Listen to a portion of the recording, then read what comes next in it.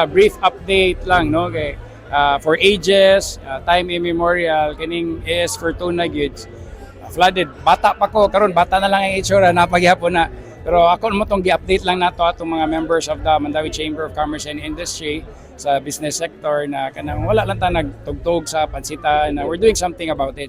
Actually, it's 96% na ang project nato diha in coordination sa that's locally initiated, coordination sa national government connected sa Oriel Creek. Pero di pa man mo allow sad ang gitawag lang floodgate, pero black man sa Rolling Hills gamay ra ilang gi-open, which is totally understandable kay before daw di backflow man, pero karon open naman ang duha ka waterway. So amo silang gihangyo na kung pwede bisag 50% lang ato kay 2 meters by 2 meters man na 2 meters width, 2 meters ang length ana siya na drainage na gibutang sa city diha. So we're asking them while waiting na 100% kay daghan pa mang debris ngadto kana i-remove sa contractor, maabli lang para ma-observan sad namo kay karon mga 10-15 minutes man siguro after a heavy downpour mo subside mo sad dayon. So ako lang sad silang giingnan na kanang manager expectation na di kini maparehag yun sa una na wala na yun na siguro lagi pa yung baha pero paspas na lang mo subside no kanang was at least kanang may improvement. Na-mention ni mo kanina ang basura medyo Yes, no, actually mo na perennial problem not only with the city of Mandawi but all over kanang from Lapu-Lapu to Cebu City sa tubog Pilipinas gyud no kay it's a behavioral change yun ang kinahanglan. Maybe sa atong generation, I just want to be honest, maglisod ng pausab. Pero we have to start them young. Munang naibagong ipasad ang atong city council na i-educate early ang atong mga batanon na kaning in terms of segregation, kung na plastic, way basura, ibutang sa bulsa. Very, very basic, but that would be very helpful. Kaya kanya itong gibuhat na drainage, once di sad kaagi ang tubig, kay matabunan sa plastic, bubakflow, gina, magbaha, gina, niya.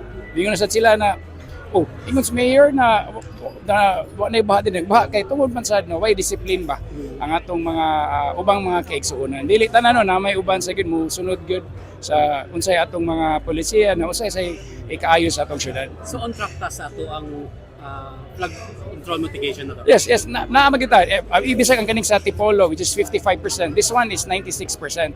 Again, ako lang i-reiterate, di man namagod part sa atong memorandum of agreement between Rolling Hills and the city of Mandawi, di nila i-fully open to ang katong floodgate until 100%. So nihangyo ta nila na pwede bisag 50% lang kay we will observe na unsay gid ang kapaspas na gid mo drain. Karon paspas na naman mo drain because of that, mas mapaspas pa gid. Na di ba kung sa una maabot sa neck deep, karon tuhod na lang, magian na lang sa sakyanan. Pero atong gusto mas ma-minimize pa gid na because of this project nato sa local government in coordination with the national. For data, Mayor, nag-cut tag lane, so 2 lanes lang siya. Kasi update, Di kana siya i-raise man na siya ang bridge diha. No, this is not initiated by the city. This is a national project. If I'm not mistaken, kang QT man siguro na. But we support it. Kaya mas mapaspas naman ang flow diha dapita. Pero that's not a permanent solution. Makatabang lang. Ang usa sa permanent solution gitan-aw sa atong master drainage plan, we have to cut through diri sa Inodata, which is na may mga warehouse. Kanya 2 months back naka-sign na tag user frac agreement sa tag-iya diha na makaagi na ta. So ako lang point is dili ra ni plano na to na muna atong gustong buhaton natay concrete plans, it's moving. Di lang yun ana kadali. No, pero at least kanang nanatay vision ba na okay na ni siya, funding na lang from the national government, hindi man kaya sa city, makalusot nga to sa ilang property, kay instead of mo see siya, mo curve pa, diretso na, mas paspas ang flow sa water dapita. Last question, Mayor. Yes. Rainy season, bagyo season, El Nino pagyod.